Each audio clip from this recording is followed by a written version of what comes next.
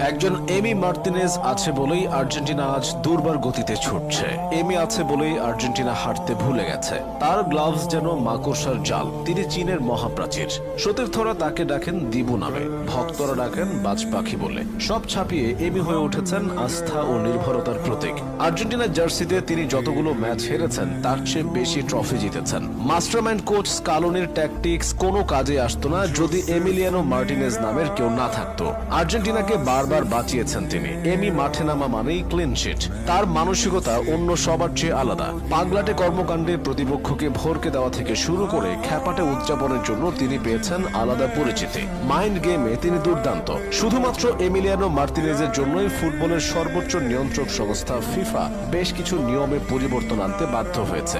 এখন থেকে গোলকিপাররা পেনাল্টি নিতে আসা প্লেয়ারের মনোযোগ নষ্ট করার মতো কোনো কাজ করতে পারবেন না। পেনাল্টি নেবার সময়